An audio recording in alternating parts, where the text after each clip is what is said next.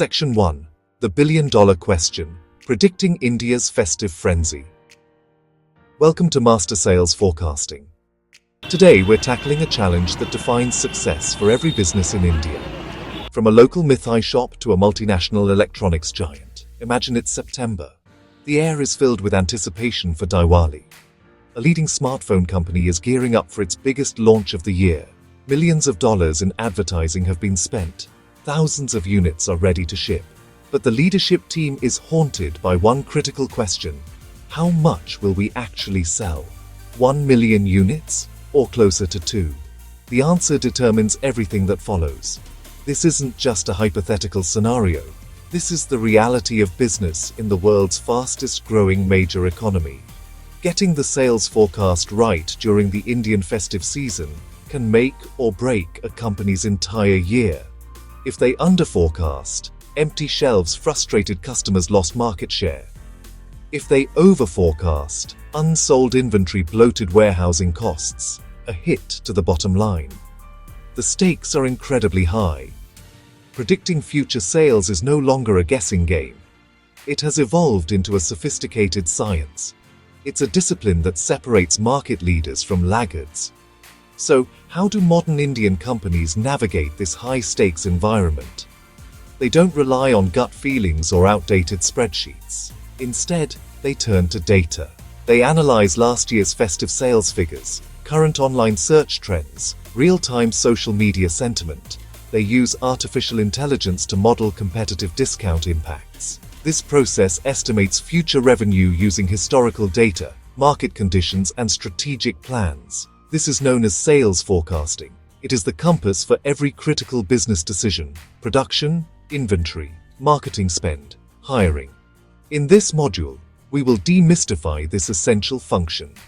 Our goal: equip you to answer with confidence. How much will we sell, and when? We'll show how to turn raw data into an actionable forecast and translate that into a concrete sales budget.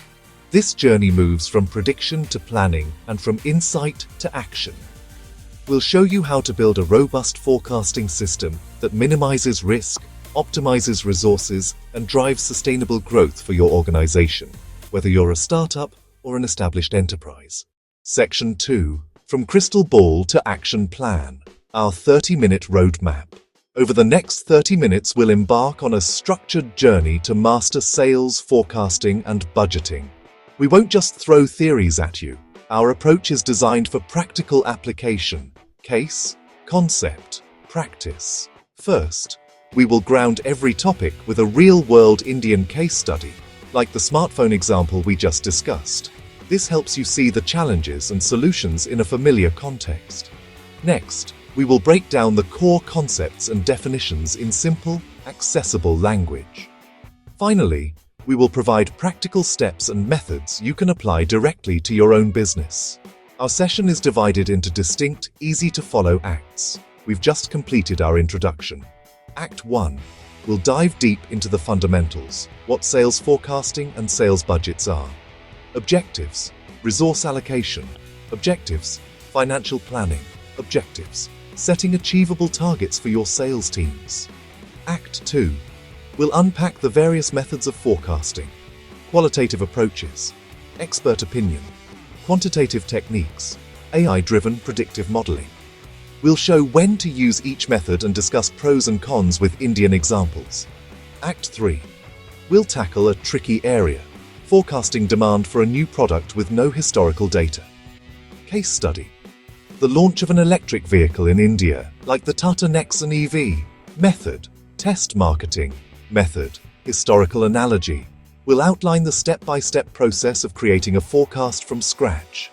Act 4. We'll examine what makes a good forecasting system: accuracy, flexibility, and integration with other business tools like your CRM. We'll explore forecasting's critical role in marketing planning. We'll discuss internal and external factors that impact predictions, pricing policies, external factor, economic trends. Finally, we'll conclude by summarizing the key takeaways from our session. Forecasting is a guide, not a guarantee. Emphasize blending data with human judgment. we'll leave you with a concise checklist to convert forecasts into actionable sales budgets. Drive your team towards success. Our mission is to transform you from a passive observer of sales trends into an active shaper of your company's future. Let's begin this journey to turn uncertainty into opportunity. Table of Contents, Part 2. Act 1. Concepts and Objectives. Section 1. Decoding the Future. What is sales forecasting? Section 2. The Strategic Why. Objectives of sales forecasting. Section 3. From Forecast to Finance. The Sales Budget Explained. Section 4. The Twin Pillars of Planning. Forecast versus Budget. Section 5. The Ripple Effect. Why accurate forecasting matters. Section 1. Decoding the Future. What is sales forecasting? At its core, sales forecasting is the process of estimating your future sales. It's an educated prediction of how much you will sell within a specific time frame, the next quarter, the next 6 months, or the entire financial year. Think of it as your business's weather report. It doesn't just tell you if it will rain, it attempts to predict how much rain, where, and when, allowing you to prepare accordingly. This process isn't about gazing into a crystal ball.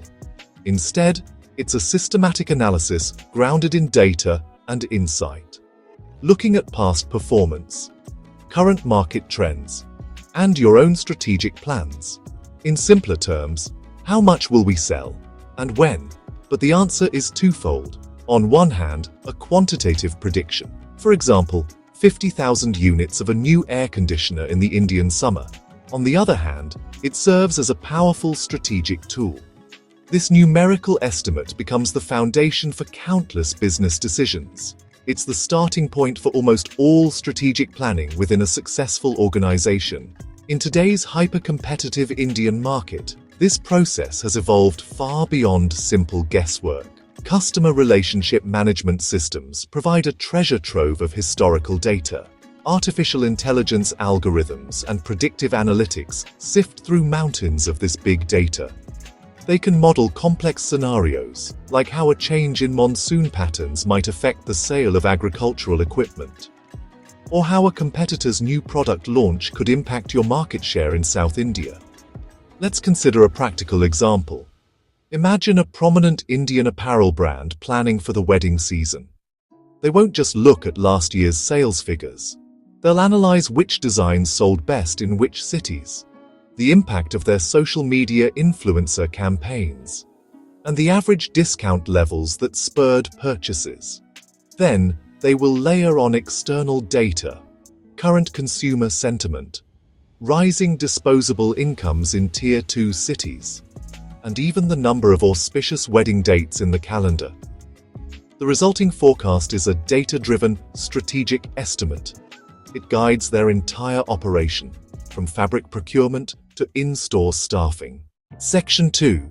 The Strategic Why. Objectives of Sales Forecasting.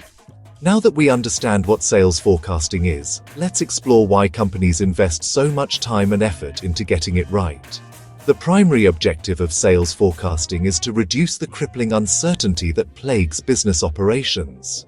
It's about replacing "I think" with "we project," enabling management to make informed, data-backed decisions instead of relying on pure intuition. One of its most critical objectives is to serve as the bedrock for all planning and budgeting activities. The forecast dictates how many units a factory needs to produce, how much inventory a warehouse must hold, and how many trucks are needed for distribution. Without a solid forecast, these functions would operate in a chaotic, reactive manner. Another key objective is effective resource allocation. Every business operates with finite resources: manpower, raw materials, capital. A sales forecast ensures that these precious resources are deployed intelligently and in proportion to projected demand. For instance, if a company forecasts a 30% surge in sales in its western region, hire more salespeople in Mumbai, hire more salespeople in Pune, allocate more marketing funds to that area, and ensure the supply chain can handle the increased volume.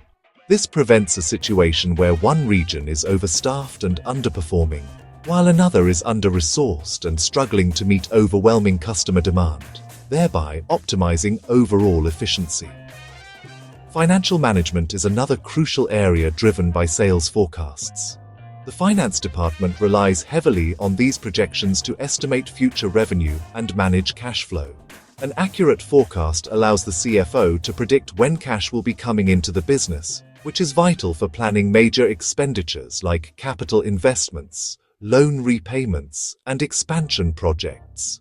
It helps in preparing a realistic sales budget, which in turn forms the basis for the master budget of the entire organization. This financial foresight is essential for maintaining the fiscal health and stability of the company, ensuring it has the liquidity to operate smoothly and seize growth opportunities as they arise. Finally, sales forecasting is instrumental in setting targets and managing performance. It provides a clear, quantitative benchmark against which the performance of the sales team can be measured. It allows sales leaders to set targets that are both challenging and achievable, breaking down the overall company forecast into individual quotas for each salesperson or regional team. This not only motivates the sales force, but also creates a culture of accountability. Furthermore, by comparing actual sales figures against the forecasted numbers, management can quickly identify areas of underperformance, diagnose potential issues, and take corrective action. In essence, a sales forecast transforms from a simple prediction into a strategic compass, guiding every department toward a common goal. Once we have a sales forecast, what do we do with it? This is where the sales budget comes into play. If the sales forecast is the prediction, the sales budget is the plan.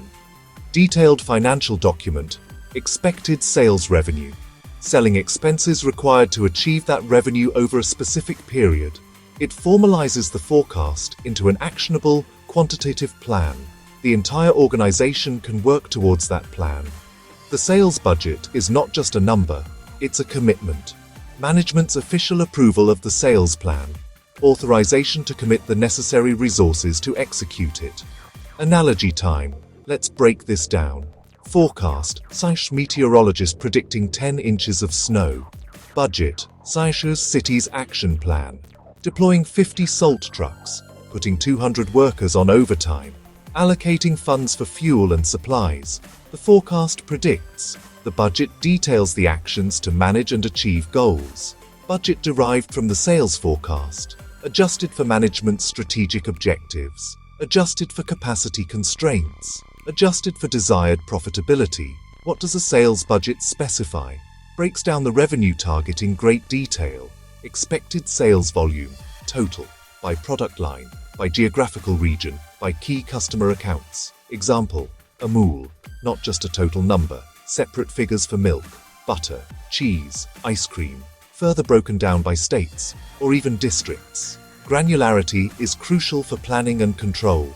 It also includes the costs to achieve sales targets, called the selling and distribution expense budget, salaries and commissions for the sales team, budget for advertising campaigns, trade promotions, travel expenses, distribution logistics. By showing revenue and costs, the budget shows expected profitability. It becomes the foundational document for other departmental budgets, production, marketing, HR, finance, ensuring alignment and coordinated execution. While the terms sales forecast and sales budget are often used interchangeably in casual conversation, it is vital for any manager to understand their distinct roles. They are two sides of the same coin, but they serve different purposes. The sales forecast is an act of prediction. Its primary goal is to be as accurate as possible in estimating future market demand. It is an internal management tool, a projection based on analysis. It can be updated frequently as new information becomes available. Think of it as a dynamic, living document reflecting the current market landscape. The sales budget, in contrast, is an act of planning and commitment. It is a target, a goal the company aims to achieve. Built on the forecast, it is an official, approved plan. It includes an allocation of resources. It carries an expectation of performance. A budget is typically set for a fixed period, like a quarter or a year. It is less flexible than a forecast. It serves as a benchmark for performance evaluation. A salesperson might be measured against their contribution to the sales budget, not necessarily the latest forecast, because the budget represents the agreed plan they were resourced to execute. Let's illustrate with an example. Suppose an electronics company's data analytics team forecasts sales of 100,000 television units for the next quarter based on market trends. This is the sales forecast. However, senior management decides to set the official sales target at 110,000 units to be more aggressive. They approve a larger advertising spend. They offer higher dealer incentives. That 110,000 target, along with the expense plan, becomes the sales budget. The sales team will be judged against the 110,000 budget, not the original 100,000 forecast. The relationship is sequential and hierarchical. The forecast informs the budget. The budget governs the action.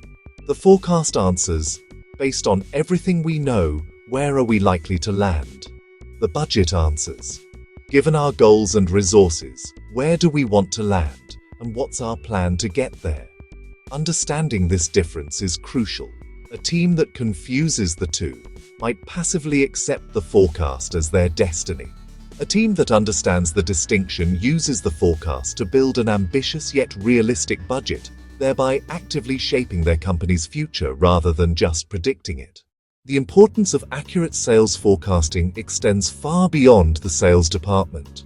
Its impact ripples through every single function of the organization. It is one of the most critical processes for overall business health. When a forecast is accurate, it acts as a synchronizing force, aligning the entire company. Production, marketing, finance, HR. The production department knows exactly how much raw material to order. The production team also knows how many shifts to run. This prevents costly overproduction and avoids frustrating stockouts. That leads directly to inventory optimization. The business isn't tying up capital in warehouses full of unsold goods, nor is it losing sales because popular items are out of stock. This synchronization profoundly improves financial stability, starting with cash flow management. Predictable sales mean predictable revenue streams. The finance team can confidently manage working capital. They can plan for investments and meet financial obligations without surprises. An accurate forecast builds credibility internally and externally. For publicly listed companies in India, consistently meeting forecasts builds investor confidence. It can lead to a healthier stock price and easier access to capital for growth. Conversely, inaccurate forecasting can be severe. Imagine over-forecasting ahead of Diwali. The company ramps up production. It books expensive television ad slots. It fills distribution channels to the brim. When those sales don't materialize, the company faces a disastrous situation. It is stuck with massive unsold inventory that must be stored or sold at heavy discounts. That erodes profit margins and strains cash flow. A single forecasting error can wipe out a significant portion of the year's profits. Underforecasting is dangerous too. It leaves money on the table. Products sell out while customers are still eager to buy. Frustrated customers turn to competitors. Market share is lost. Brand reputation can be damaged. The sales team becomes demoralized. In a fast-moving market like India, ceding ground even for one season is hard to recover from. Accurate forecasting is not just a nice-to-have, it is a fundamental pillar of operational excellence and sustained profitability. Section 1. The Art of Prediction. Qualitative forecasting methods. Having established forecasting's importance, we now turn to how. How do companies predict the future? Methods fall into two categories: qualitative and quantitative. We'll begin with qualitative, often called the art of forecasting because they rely on human judgment, intuition, expert opinion, more than complex models. Useful when historical data is scarce, unreliable, or non-existent. Indispensable for firms launching a new product, entering a new market, or operating in volatile industries. Example: a Bangalore startup in sustainable packaging. They have no past sales data. How estimate first-year sales? They rely on talking to potential customers, consulting industry veterans, and pooling leadership knowledge. Less about statistical precision, more about capturing market sentiment, emerging trends, and unquantifiable factors, especially in India. There are several established qualitative methods.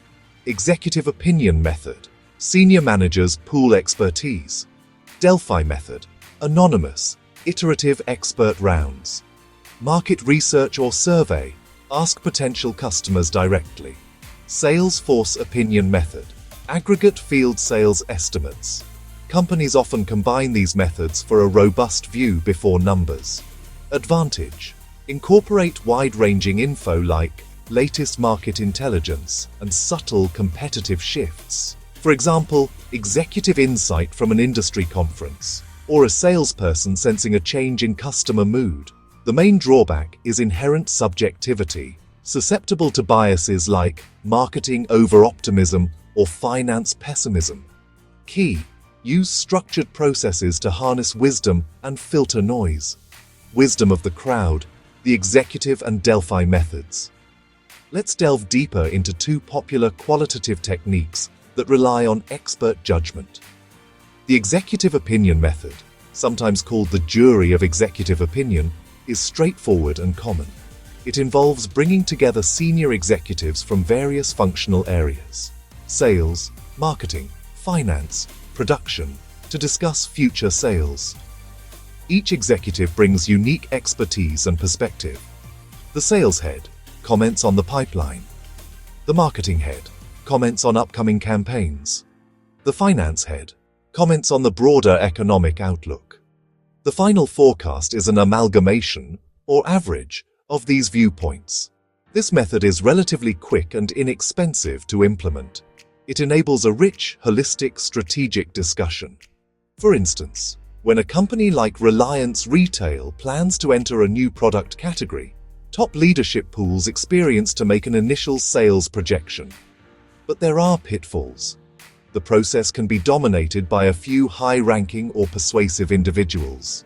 This is groupthink, which can produce significant errors. To counteract bias, the Delphi method was developed, a more structured, formal approach that ensures anonymity. It starts by selecting a panel of experts, internal executives, external industry analysts, academics. A coordinator sends a questionnaire to each expert, asking for an anonymous forecast and reasoning. The coordinator collates responses, summarizes them, and sends the summary back to the panel. Experts review the collective feedback and revise their forecasts in a second round. This repeats for several rounds until forecasts converge into a stable consensus. Key strength: mitigates dominant personalities and group pressure. Anonymity encourages candid views and revisions based on logic, not status. Useful for long-range forecasting and uncertain scenarios, e.g., 5G adoption in rural India over the next decade. Main disadvantages: time-consuming and potentially expensive to coordinate. The quality of the forecast depends on the expertise and diligence of panelists and the coordinator. Section 3. Hearing from the source. Market research and Salesforce opinion. While executive methods look inward for expertise, other qualitative techniques look outward, to the customer and to the front lines of the sales team.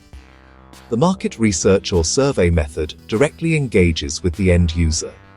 It involves surveying a sample of potential customers to gauge interest and purchase intentions. This can be done through questionnaires, one-on-one interviews, or focus groups. For example, a real estate developer like DLF, before launching a new luxury apartment complex in Gurgaon, would survey high-net-worth individuals in the area to understand their preferences, price sensitivity, and likelihood to buy. This provides direct first-hand data on potential demand. This method is invaluable for forecasting sales of new products where no historical data exists. It helps companies understand not just if customers will buy, but why, what features they value, what price they are willing to pay, and what their concerns are. The insights gathered can be used to refine the product and the marketing message even before launch. However, the accuracy of this method hinges on several factors. The survey must be well designed, the sample must be truly representative, and there can be a significant say-do gap. Another powerful bottom-up approach is the Salesforce opinion method, also known as the Salesforce composite. This method leverages the unique knowledge of the company's own sales team. Who knows the customers and the territory better than the salesperson who interacts with them every day? In this method, each salesperson is asked to estimate the future sales in their respective territory for a given period. These individual forecasts are then collected and aggregated at the district level, regional level, and finally national level to create the overall company sales forecast. Often, regional and national sales managers will review and adjust these estimates based on their broader experience and perspective. The primary benefit of this method is that the forecast is built on granular, ground-level intelligence. Salespeople are intimately aware of their customers' plans, competitive activity, and emerging local trends.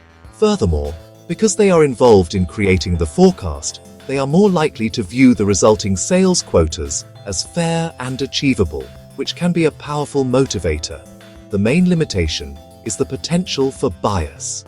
Salespeople might be overly optimistic to look good, or they might be intentionally pessimistic, lowballing their forecast to make their future sales quota easier to achieve. Effective management and a well-designed incentive system are needed to encourage realistic and honest estimates from the sales force.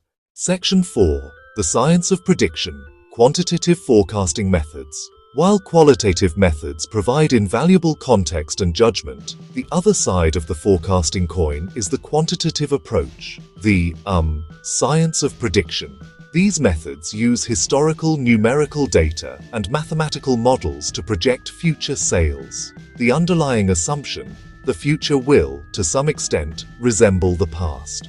If you have access to reliable historical sales data, quantitative methods can provide a more objective and often more accurate forecast than relying on opinion alone. These techniques are the backbone of forecasting for established products in stable markets. They are essential for any data-driven organization looking to optimize its operations. Quantitative methods can be broadly divided into two main categories. The first is time series analysis, which looks for patterns in historical sales data over time. This includes trend projection, moving averages, and exponential smoothing. These models attempt to isolate and project historical patterns such as trends, long-term upward or downward movement, seasonality, predictable within-year fluctuations, for example, the spike in sales of air conditioners during Indian summers, and cyclical patterns, fluctuations that span multiple years, often tied to economic cycles. These methods are widely used because they are relatively simple to understand and only require past sales data to work. The second category is causal or explanatory modeling. These models are more sophisticated and go beyond simply looking at past sales. The most well-known is the econometric model, which uses regression analysis to find a relationship between sales and independent variables. Internal factors could include advertising spend or price. External factors could include GDP growth, inflation rates, or even competitor pricing. For example, a car manufacturer might find that its sales are strongly correlated with interest rates and consumer income levels. The beauty of quantitative methods lies in their objectivity and their ability to be tested and refined. The models produce a precise numerical forecast, and accuracy can be measured by comparing past forecasts to actual results. This allows for continuous improvement of the forecasting process. However, these methods are not a panacea. Their biggest limitation is their reliance on the assumption that historical patterns and relationships will continue into the future. They can be notoriously inaccurate during times of major disruption or structural change, such as a sudden policy change by the government, or the entry of a disruptive new technology. In those cases, past data can become irrelevant.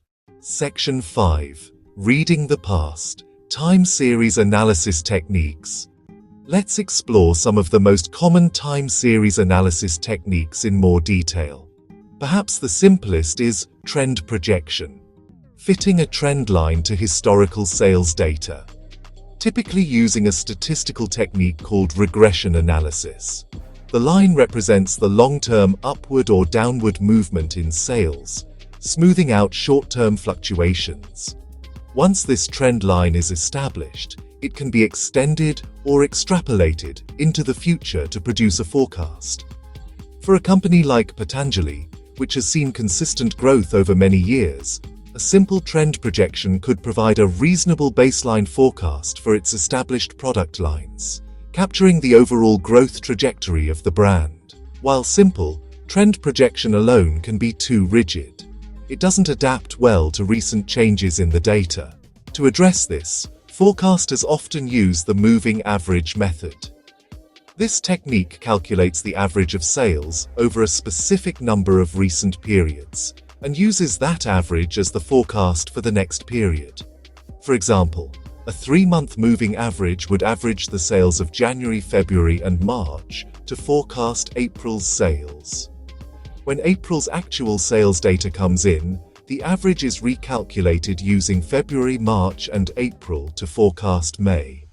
This method is excellent for smoothing out random, short-term fluctuations and is easy to compute, making it popular for inventory management of stable demand items.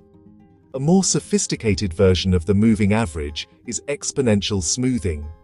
This method also averages past data, but it assigns greater weight to more recent observations and exponentially decreasing weights to older observations.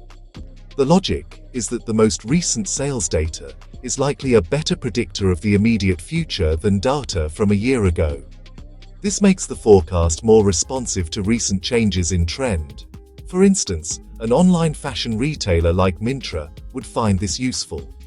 If they see a sudden surge in sales for a particular style of clothing, exponential smoothing would pick up on this trend faster than a simple moving average, allowing them to adjust their inventory orders more quickly. Each of these time series methods has its place. Trend projection is good for long-term strategic planning, where the overall direction is important. Moving averages are great for short-term forecasting of mature products with stable demand, as they smooth out insignificant noise. Exponential smoothing offers a more responsive alternative when recent trends are considered more relevant, making it suitable for faster-moving consumer goods. The key is to choose the right technique based on the nature of the product and the market. For products with strong seasonality, like ice cream or woolen garments in India, these basic methods are often combined with seasonal adjustment factors to improve their accuracy significantly. Section 6. The future is now. Econometric and AI-driven models. Moving beyond simple time series analysis, we enter the realm of more powerful causal models. Econometric models are a prime example. Instead of just looking at past sales, these models build mathematical equations that explain sales from causal factors. Example: a tractor company in India, like Mahindra & Mahindra, might forecast sales as the dependent variable based on the level of monsoon rainfall, the government's minimum support price for crops, rural credit availability, and the company's promotional budget. By quantifying these relationships, the company can run what-if scenarios. How will a 10% below average monsoon affect sales? Building an econometric model is complex. It needs statistical expertise and deep market knowledge. It involves gathering extensive data on sales and all influencing factors, then using regression analysis to find statistically significant relationships. While challenging, these models are extremely powerful. They provide forecasts and a deeper understanding of key business drivers. This lets management be proactive, focusing resources on the factors with the biggest impact. That gives a strategic advantage over competitors who only look at past trends. The latest frontier is AI-driven predictive modeling.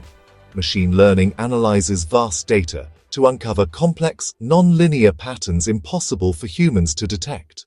An AI model for an e-commerce platform like Flipkart can process millions of data points in real time: historical transaction data, individual user browsing behavior on the app, social media sentiment, Google search trends for products, competitor pricing scraped from the web, and weather forecasts. It can generate highly accurate, granular forecasts, even demand for a specific SKU in a specific city.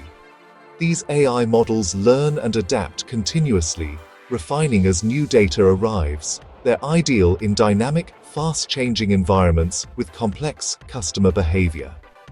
Example: during Big Billion Days, Flipkart uses AI to forecast demand spikes for thousands of products, enabling dynamic pricing and real-time inventory adjustments to maximize sales and satisfaction.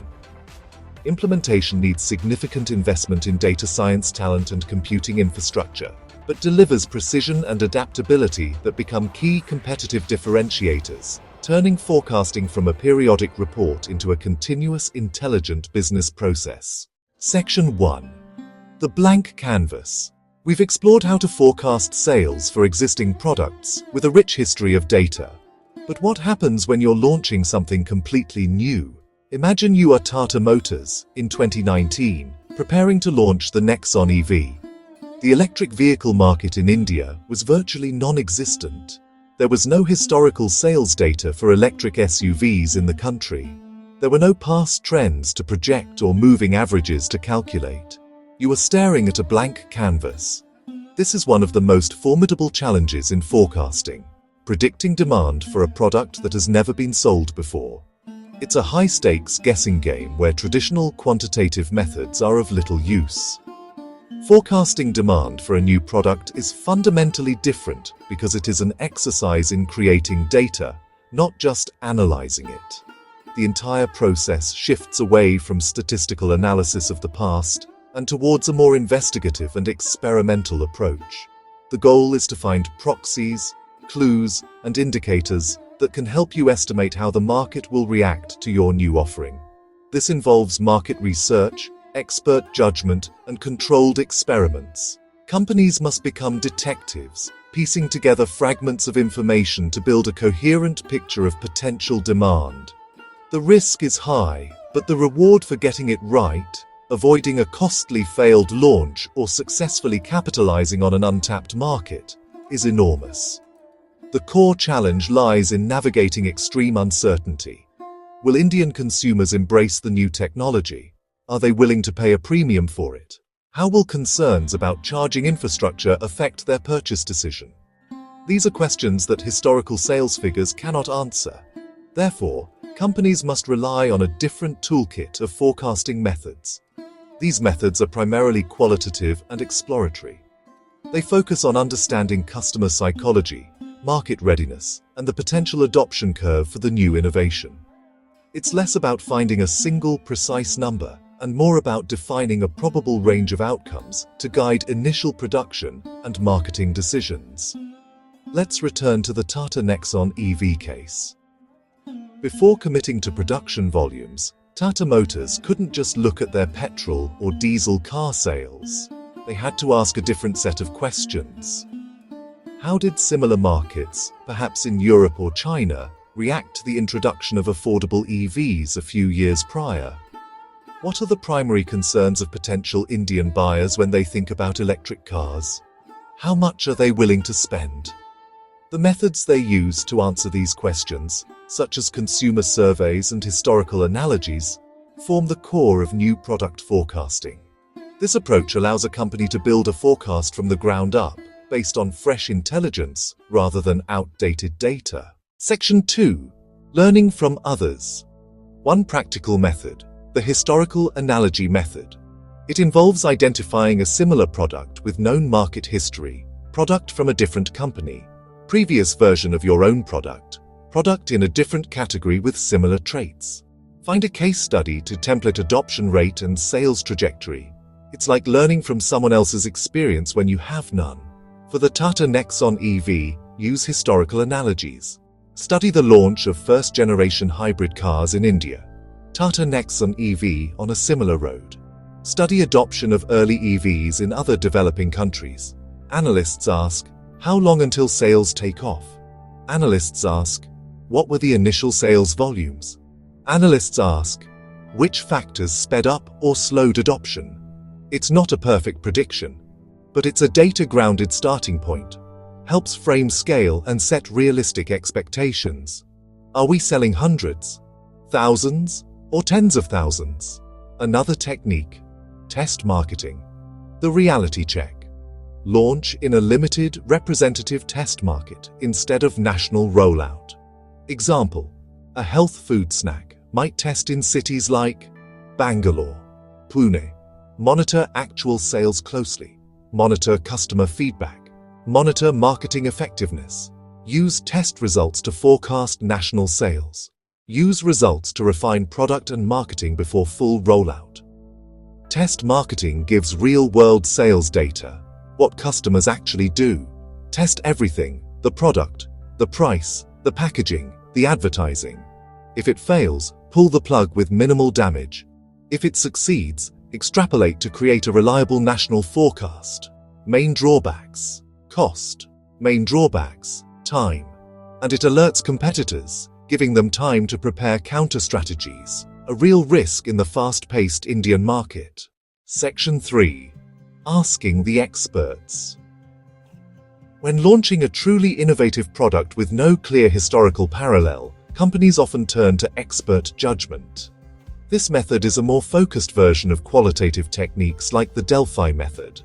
Instead of general executives, companies seek a panel of experts with deep knowledge of the product's technology, market, and potential customers.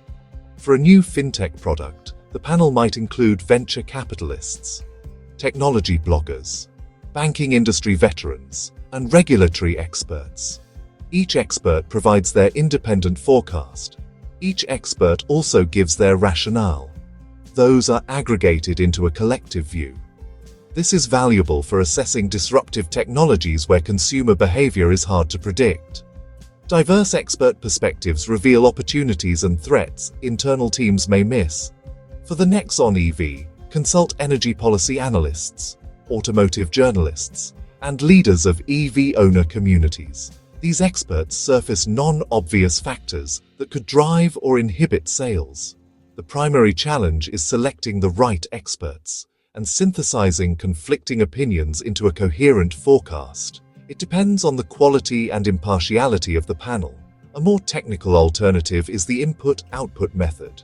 It forecasts demand by analyzing relationships with other products or industries. It's especially useful for B2B products or components that are inputs to another product's output. Example: advanced batteries for electric scooters. Demand ties to scooter production and sales. Forecast the scooter market to derive battery demand, considering market share. And replacement cycles.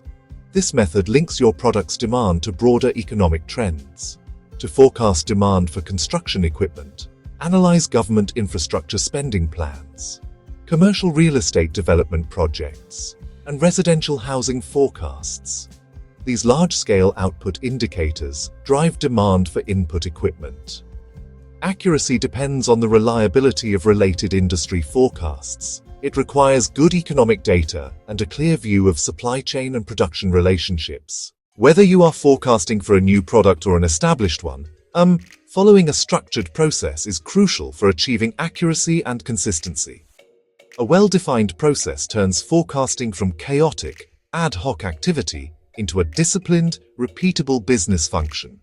It ensures that all relevant factors are considered, the right methods are used, and the forecast is properly integrated into planning and budgeting. The process can be broken into logical stages. Show flowchart graphic with icons: objective, data, analysis, method, forecast, review, implement. This creates a clear blueprint organizations can follow. Think of it as building a house. You don't start laying bricks randomly. Define objectives, collect data, analyze market factors, select the method, prepare the forecast, review and validate, implement. Skipping steps leads to weak, unreliable structure.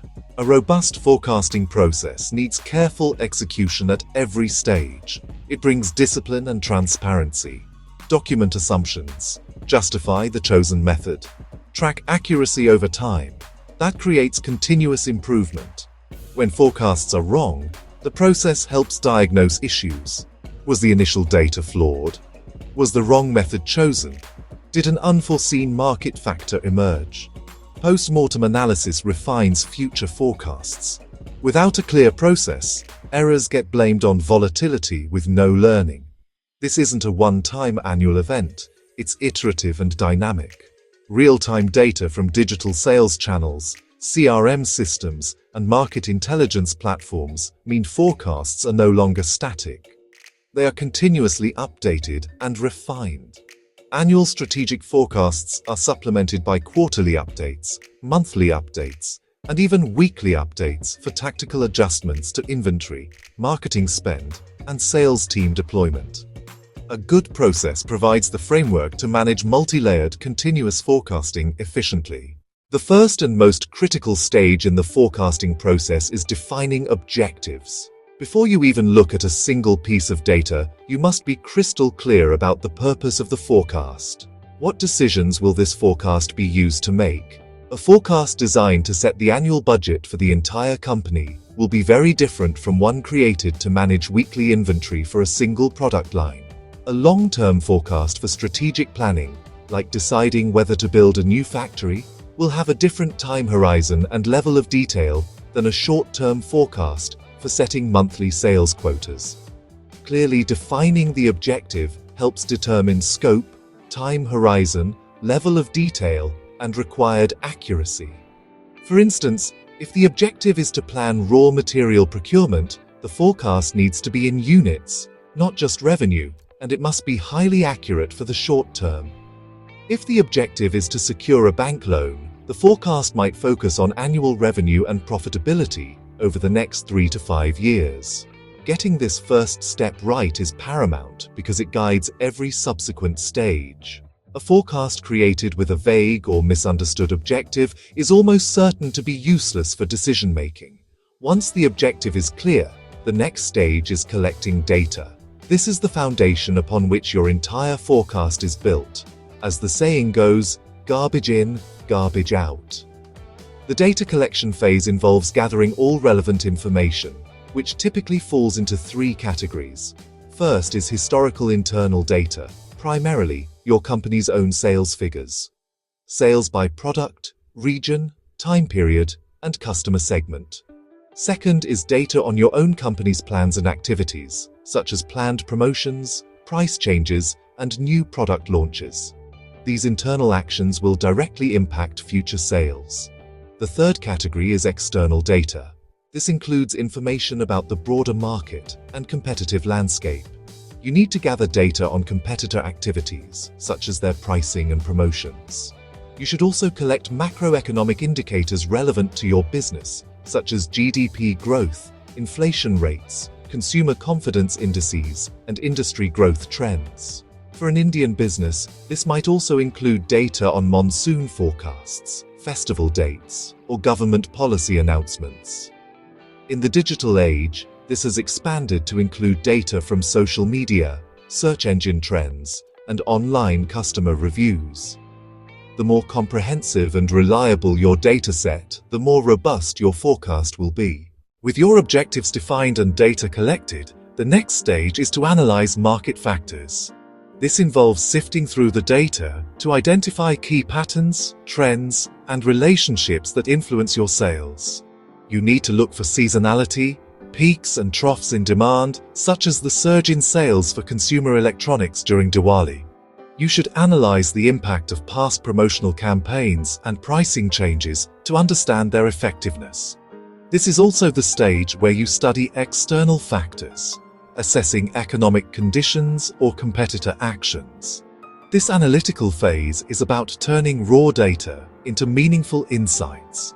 Based on this analysis and your initial objectives, select the forecasting method. There is no single best method for all situations. Consider the availability and quality of historical data, the desired accuracy, the time horizon of the forecast, and the product's life cycle stage. For a mature product in a stable market, Use a quantitative method, for example, exponential smoothing. For a new product launch, opt for qualitative methods like market surveys or historical analogy. Often, the best approach is to use a combination of methods. Now, you are ready to prepare the forecast. Apply your chosen method to the data to generate future sales estimates. If you're using a quantitative method, run the statistical model. If you're using a qualitative method, consolidate expert opinions or survey results. The output should be a clear, well-documented forecast specifying projected sales figures, the time period covered, and, most importantly, the key assumptions that underpin the projection. State your assumptions. For example, we assume a 6% GDP growth, or we assume our main competitor will not launch a new model. The final stages are review, validation, and implementation. A forecast should never be created in isolation. It must be reviewed and debated by key stakeholders from sales, marketing, finance, and operations. This review process builds consensus and identifies flawed assumptions. Validate the forecast by comparing it against actual results as they come in, which helps measure accuracy and refine the model over time. Finally, the forecast must be implemented. Integrate it into the company's core business processes, driving the creation of the sales budget, production schedules, and marketing plans. A forecast that sits on a shelf is a wasted effort. Its true value is only realized when it is used to guide action. Section 1. The Engine Room. Essentials of a good forecasting system. Building a robust sales forecast requires more than just choosing the right method. It requires creating a sound forecasting system. This system is the engine room of your predictive capabilities, encompassing the people, processes, and technology that work together to generate reliable forecasts. For this system to be effective, it must possess several essential qualities. Accuracy. A forecast is only as good as its ability to predict actual results. While perfect accuracy is impossible, the system should consistently produce forecasts with a minimal and acceptable margin of error. This accuracy must be tracked over time, allowing the organization to learn from its mistakes and continuously refine its models and processes for better results. Simplicity. A forecasting model so complex that only a PhD statistician can understand it is of little practical use to business managers. The methods and outputs of the system should be easy to comprehend for the executives in sales, marketing, and finance who need to use the information to make decisions. If managers don't understand how a forecast was generated, they are unlikely to trust it or use it effectively. This doesn't mean using overly simplistic methods, but it does mean that the system must be able to translate complex analytics into clear, actionable insights and transparent assumptions that a non-expert can grasp and question. An infographic displays key attributes of a good forecasting system with icons. A target for accuracy, a light bulb for simplicity, a gear for flexibility, and a clock for timeliness. Another critical quality is flexibility.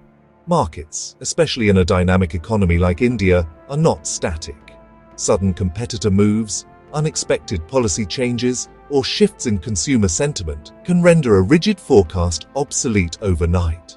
A good forecasting system must be agile and adaptable. It should be capable of quickly incorporating new data and running updated scenarios. For example, if a key competitor announces a surprise festive season discount, the system should allow the marketing team to rapidly model the potential impact on their own sales and adjust their plans accordingly, rather than waiting for the next quarterly forecasting cycle to react. Finally, a good system is defined by its timeliness, reliability, and integration. Timeliness, reliability, integration. The data sources feeding the system must also be reliable and consistent to ensure the integrity of the output. Above all, the forecasting system should not be a standalone silo. It must be deeply integrated with other core business systems, like the enterprise resource planning for production data and customer relationship management for sales pipeline data. This integration creates a seamless flow of information, ensuring that the forecast is both informed by and informs every part of the organization. So, that's basically what defines a strong forecasting system. Sales forecasting is not just a financial exercise. It is the absolute foundation of modern marketing strategy and planning.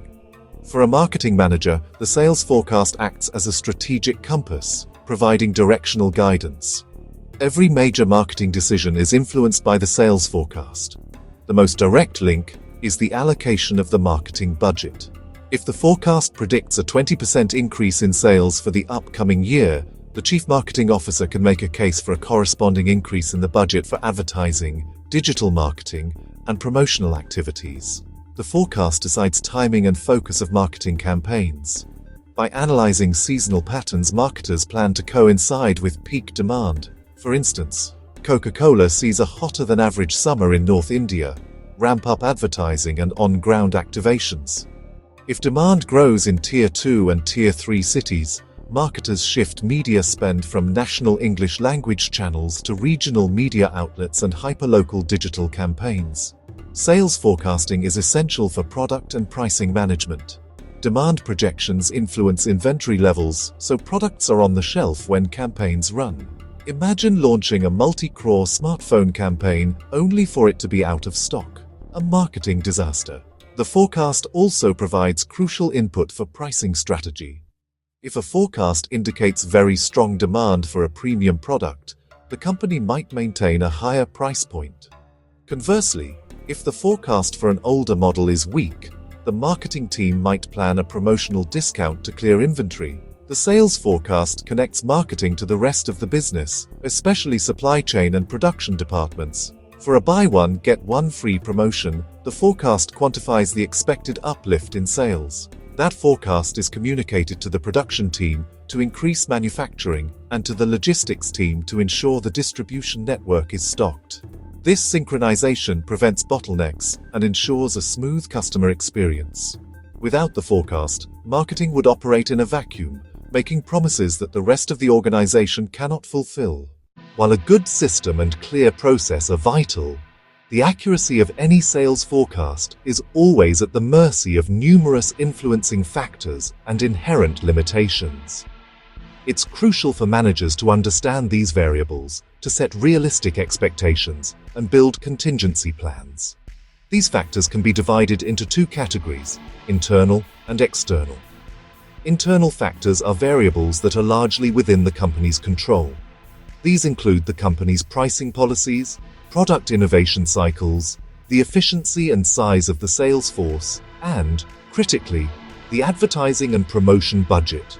A decision to increase the ad spend or launch a new product variant will directly impact the sales forecast. External factors, on the other hand, are variables that the company cannot control but must react to. These often have a more significant and unpredictable impact on sales. They include broad economic conditions like GDP growth, inflation, and interest rates, which affect overall consumer spending power. Competitor activities, such as a rival launching a disruptive product or initiating a price war, can completely upend a forecast. Government policies related to taxation, import duties, or industry regulations. In India, seasonal and cultural factors like Diwali, Eid, and Christmas, or the performance of the monsoon, are powerful external drivers of demand for many industries. Despite the most sophisticated models and comprehensive data, it is crucial to acknowledge the limitations of sales forecasting. Forecasting is an attempt to predict the future, which is inherently uncertain. One of its biggest limitations is its vulnerability to unpredictable market shocks. No statistical model could have accurately forecasted the impact of a global pandemic like COVID-19 or a sudden geopolitical conflict. These black swan events can render all historical data irrelevant in an instant. Similarly, innovation disruptions, where a new technology or business model emerges and fundamentally changes consumer behavior, like UPI payments in India, can make past trends poor predictors of future demand.